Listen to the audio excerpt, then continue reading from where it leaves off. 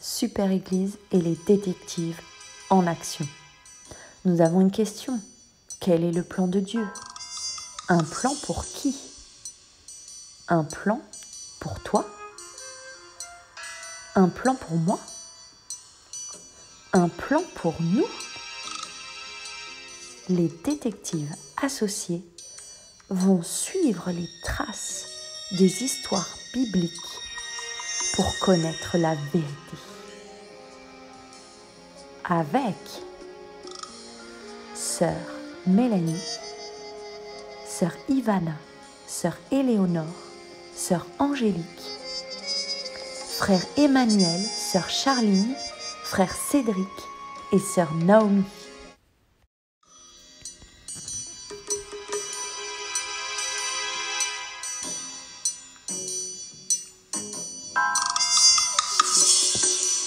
Bonjour les enfants, je suis là pour l'énigme. Je vous rappelle l'énigme de la fois dernière, c'était je commence par E et je termine par E, mais je n'ai qu'une seule lettre. Qui suis-je? La réponse est l'enveloppe, car l'enveloppe contient une seule lettre. Maintenant, je vous propose de voir un nouveau défi. Cette fois-ci, l'énigme est je ne fais pas de bruit lorsque je me réveille, mais je réveille tout le monde. La réponse est à la semaine prochaine.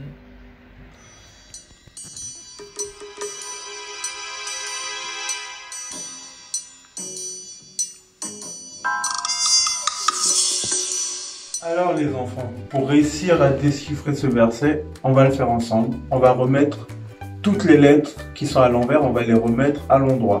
On y va? Alors, première lettre. J'ai l'impression que c'est un A. On essaye. On fasse. Ça fait alors. D'accord. Ensuite. C'est un L. Je teste. Toujours.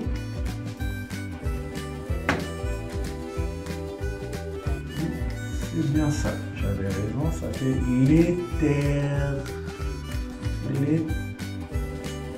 Alors, il y a c'est un R, j'ai bien l'impression. Testons. Oui, c'est bien ça. Ça fait l'éther. C'est l'éternel.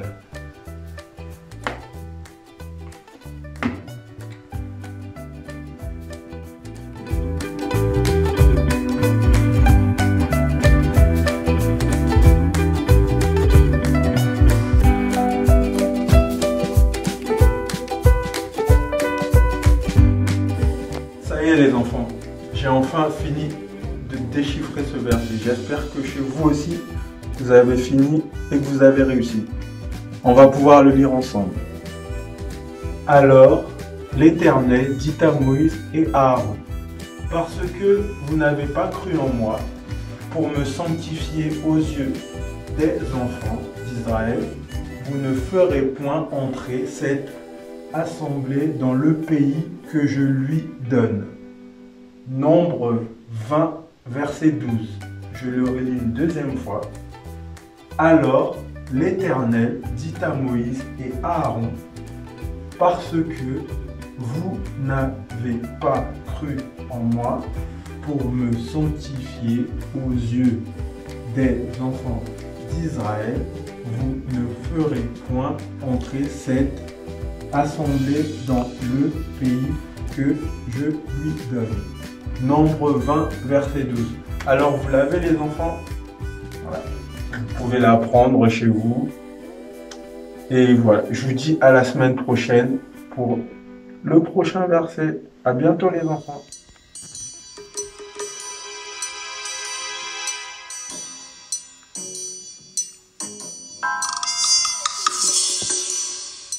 Bonjour à tous les enfants, j'espère que vous allez bien. Vous êtes en compagnie aujourd'hui du détective Ivana. La semaine dernière, nous avons appris au sujet de la vie de Moïse et nous y avons décelé 5 grands moments.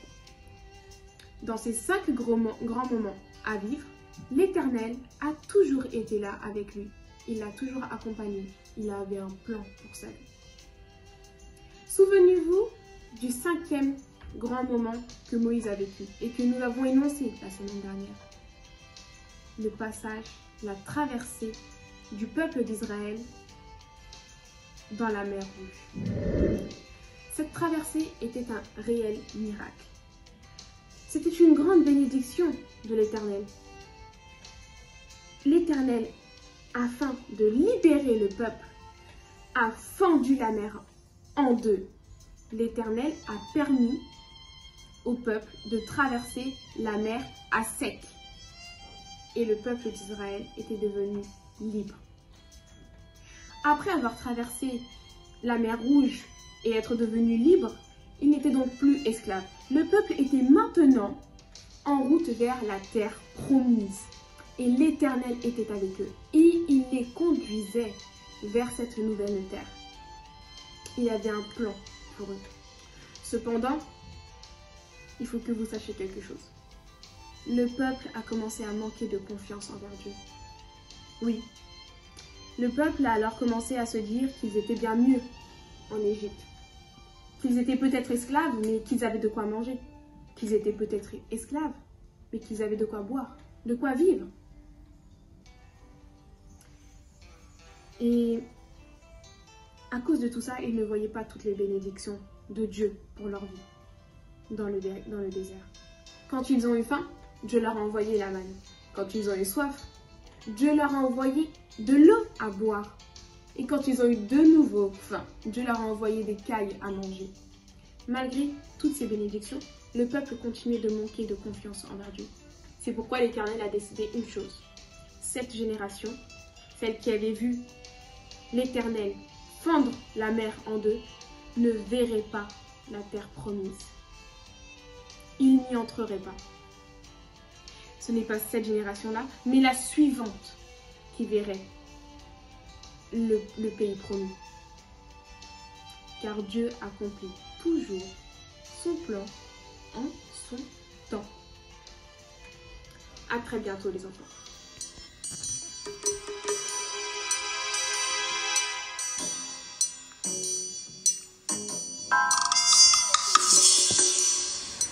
On vient de voir concernant l'histoire des enfants d'Israël que la génération qui est sortie de l'Égypte ne pouvait plus ou ne pourra plus entrer dans la terre promise parce que cette génération n'a pas respecté la volonté de Dieu. Cette génération, au lieu de se confier à Dieu, chercher sa volonté, la génération a essayé de faire sa propre volonté.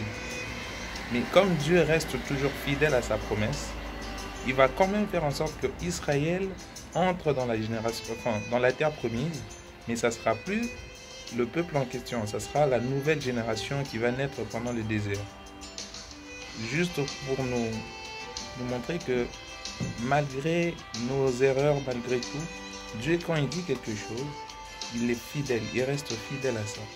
Et de devoir, notre responsabilité, nous comme enfants de Dieu, nous devons chercher toujours sa volonté. Si nous voulons vivre ce que Dieu a voulu a préparé dans son plan, on doit rester dans sa volonté. Et le plan de Dieu, ça a toujours été clair dans la Bible. Dieu veut nous sauver. Dieu veut qu'on soit un jour à ses côtés. Le jour où il reviendra, il veut prendre les gens qui lui appartiennent. C'est le plan de salut. Le plan de salut, c'est le plan qu'on répète tous les dimanches à l'église. On répète en connaissance de cause. C'est parce que c'est très important. C'est pourquoi on passe un peu plus de temps dessus, on insiste, parce que c'est très très important. C'est ça qui va déterminer notre vie dans le futur. Après cette vie terrestre, c'est que le plan du salut, si on suit le plan de Dieu, on vivra et on va atteindre la terre promise, comme sera le cas de la nouvelle génération des enfants d'Israël. Je propose de passer quelques minutes dans la présence de Dieu, dans la prière. On va demander au Seigneur Jésus de nous aider à être attentifs, obéissants à sa voix, toujours chercher sa volonté en premier dans nos vies, en premier dans nos familles, en premier dans notre entourage. Et aussi que Dieu nous aide dans notre démarche, dans notre recherche, qu'on ne s'arrête pas, qu'on soit persévérant jusqu'à la fin surtout de cette année, et pourquoi pas à la fin de notre vie. On prie. Seigneur Jésus, nous te disons merci. Merci pour l'exemple que tu viens de nous donner concernant ces enfants d'Israël qui n'ont pas respecté ta voix, qui ne se sont pas confiés à toi, mais qui ont accepté de prendre leur chemin, suivre leur volonté, leur propre volonté. Jésus, nous te prions, nous voulons que tu nous aides à ne pas les ressembler. Surtout, nous voulons t'appartenir, faire de toi l'objectif de notre vie sur terre. Jésus, nous te prions, nous voulons que tu te manifestes dans nos vies. Donne-nous la force de persévérer en te cherchant, à toujours chercher ta volonté pour nos vies, pour nos familles, pour notre entourage. Sois béni, toi qui es roi, toi qui es éternel, toi qui es le maître de temps et des circonstances. En ton nom précieux, Seigneur Jésus, on dit Amen. Que Dieu nous bénisse.